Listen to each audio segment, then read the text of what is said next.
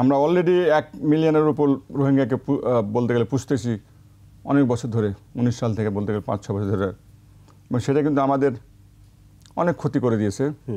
But মানবিকতার কারণে তো আমাদের তাদের শেল্টার দিতেই হবে, এটাই নিয়ম, এটাই দুনিয়ার নিয়ম, হিউম্যানিটি, মানবতা সবার আগে। তবে আমরা আর রিফিউজি নিতে পারবো না, উই ক্যানট অ্যাফোর্ড ইট, আমাদের ওই শক্তি নাই। আর ইভেন ডোনাররা তাদের ফান্ডিং কমাই দিয়েছে, এবং আমার মনে হয় না আগের মতো ইনফ্লাক্স হবে। আমি মনে করি এটা এরকম বড় ইনফ্লাক্স হবে। এখন তো মোটামুটি 5 লাখ মতো রোহিঙ্গা এখন আছে, রয়ে গেছে রাখাইন স্টেট। এরা তো 80% নর্দার্ন সাইডটা দখল করেছে, মেন 3টা শহর দখল করেছে, ফাইন। আর 20% যেটা আপনার কায়েকপাও, যেটা পাইপলাইন, যেটা চাইনিজ, ওটা চাইনিজরা কন্ট্রোলে রাখবে। এবং ওখানে ওদের ওয়েস্টার্ন কমান্ড হেডকোয়ার্টার কিন্তু সীতাবতী এখনও রয়ে গেছে। ওখানে একটা মাল্টিমোডাল নোডাল ওই যে ইন্ডিয়ান যেটা প্রজেক্ট যেটা আছে, আমি শুনলাম ইন্ডিয়ার সাথে আফগান আর্মির নাকি অলরেডি একটা যোগাযোগ হয়েছে। আমাদের গভর্নমেন্টের বোধহয় একটা যোগাযোগ হয়েছে আমার ধারণা আর কি। এবং আমাদের বিডিআর যথেষ্ট অ্যালার্ট আছে, এখানে কোস্টগার্ড যথেষ্ট অ্যালার্ট আছে আমার ধারণা। আমি তখন সেনাবাহিনীতে নাই, আমাদের সেনাবাহিনী অ্যালার্টে থাকার কথা। ওখানে আমাদের একটা ডেডিকেটেড ডিভিশন রয়েছে, আর্মি ডিভিশন রয়েছে। আমাদের এটা আমরা করতে পারবো না, আমরা এটা অ্যাফোর্ড করতে পারবো না।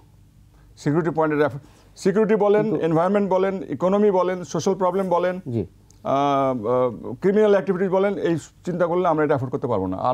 আর না, এনাফ ইজ এনাফ বলে কথা আছে। কিন্তু আপনি আশা করছেন যে আর কোনো ধরনের ইনফ্লাক্স হবে না? আমি আশা করতেছি না, করছেন না, হবে না, হবে না। হ্যাঁ, কিন্তু আমরা তো জানি যে আরাকান আর্মির সঙ্গে রোহিঙ্গাদের এক ধরনের বিরোধ রয়েছে। সেই জায়গা থেকে তারা যদি পুশিন করার চেষ্টা করে, যারা এখনো পর্যন্ত রয়েছেন, তাদেরকে আবারও যদি সেই সীমান্ত দিয়ে বাংলাদেশে ঢোকানোর চেষ্টা করেন, যেহেতু বিরোধ রয়েছে, তারা তো তাদেরকে রাখতে চাইবে না, এরকম একটি আশঙ্কা করা হচ্ছে। এটা ফাইন, এটা one side of the one argument. But আমার আর্গুমেন্ট হবে, এরা হলো নন স্টেট অ্যাক্টর আরাকান আর্মিটা। এটা তো ইন্ডিপেন্ডেন্ট গভর্নমেন্ট না, এটা তো ইউএন তো তাদেরকে রিকগনাইজ করে না, জাতিসংঘ তাদেরকে তো স্বীকৃতি দেয় না। আর স্টেট টু স্টেট হয়, কমিউনিকেশন হয়, state to non state actor হয় না। ওরা যদি হয় এদেরকে পাঠিয়ে দেয়, তাহলে তো ওদের ক্রেডিবিলিটিতে হারা যাবে আরাকান আর্মির। This is the way I look at it, বুঝছেন না? সিল্কোর সিল্ক অ্যান্ড শাইন, যাতে আছে আর্গান অয়েল ও ওট প্রোটিনের গুডনেস, যা আপনার চুলকে রাখে হেলদি অ্যান্ড শাইনিং। কাজে আর ওটা করলে তো জাতিসংঘ তাদের পিছনে থাকবে না, তো আমেরিকা তাদের পিছনে থাকবে না, চায়না তাদের পিছনে থাকবে না, আসিয়ান তাদের পিছনে থাকবে না, তখন এটা হসপস হয়ে যাবে। আর আমাদেরও তো শক্তি আছে, বাংলাদেশের সরকারেরও তো শক্তি আছে, আমাদের সেনাবাহিনী আছে, আমাদের বিডিআর আছে, কোস্টগার্ড আছে। শক্তি তো যদি কিনা কোনো ধরনের যুদ্ধর সম্ভাবনা দেখা দেয়, সেক্ষেত্রে আমরা শক্তিটা বিবেচনা করবো অবশ্যই। আমি সে বিষয়ে অবশ্যই আপনার কাছে প্রশ্ন থাকবে।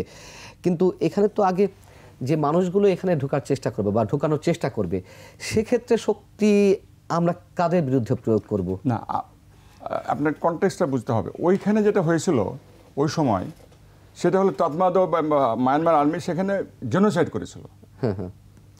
হাজার হাজার মানুষকে দিনে দুপুরে কেটেছে, রেপ করেছে, বাড়ি পুড়িয়ে দিয়েছে। এটা অনেক দিন ধরে চলেছে। তারা সেই জিনিসটা আমার মনে হয় না আরাকান আর্মি সেটা এদের উপরে করবে।